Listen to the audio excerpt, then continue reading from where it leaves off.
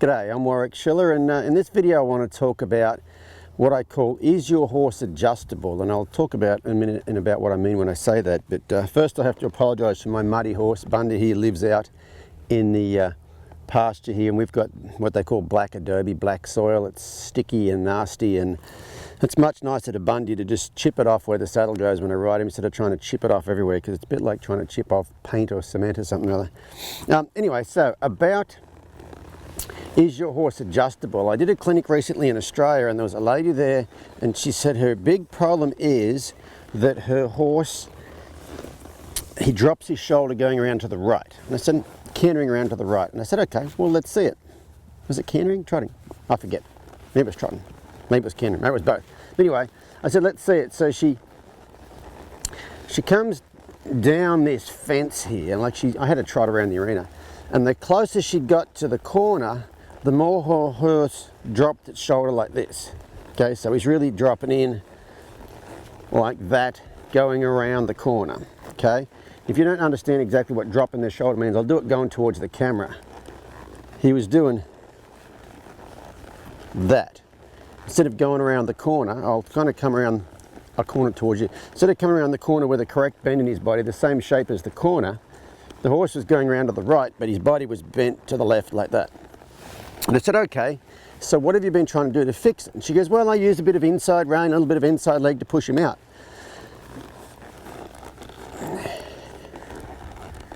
And I had to say, well, how's that working? And she says, well, it doesn't seem to work very good. And the reason being is because her horse was not adjustable. If you're going to use a subtle cue, a subtle aid to change what your horse is doing, they have to be adjustable. They have to be there in the middle, ready to do something else. And so what I had her do, I think she was trotting. I had her trot down this fence, and I said, when you get to the corner, I want you to turn left. She goes, but there's a fence there. I said, yeah, I know. I want you to turn left and go the other way.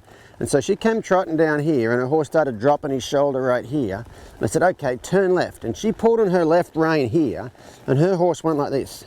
And she pulled on the left rein, she pulled on the left rein, she pulled on the left rein, she pulled on the left rein, and he just kept running off this way, all the way across, about halfway across the arena. He got, and he finally went, oh, hang on, oh, I can make that turn. I was not ready to make that turn. I was leaning off to the right. I said, okay, good. Circle back around and do it again. And she came around, along the fence here and around this corner, and I said, go ahead and turn left again. And she picked up on this left rein and tried to turn left, and he kind of went, over here, sideways, sideways, sideways, and then, about here, he went, oh, I'm ready to turn left. And then off he went. And then she did it again and again and again until she could trot. Eventually he would turn when she asked, he wasn't that far ahead of himself. But eventually she got to where she could trot down there, and he didn't do the perfect corner, and she wasn't trying to help him at all, but he trotted down and kind of went around the corner about here. Okay, if you zoom in on his feet here, over to my left, if you can look at the shadow of his head on the ground there, that's about where his feet should be. And if you look over here on this side, those footprints, that's where he was going to initially. That's where he was heading around there, and she couldn't really get him off of that. So once she got to where he could come around about here, I said, now, you know that thing you're working on before with your inside rein, your inside leg, trying to stand it up? And she said, yeah. I said, well, go ahead and try it. So she comes around here, she trots down this fence, and right about here she used a little inside leg, little inside rein, and whoo, he goes up and around the corner like that, and it was a beautiful thing to watch, and she was amazed. And all it was that particular aid on her horse worked when he was adjustable, when he was ready to do something else.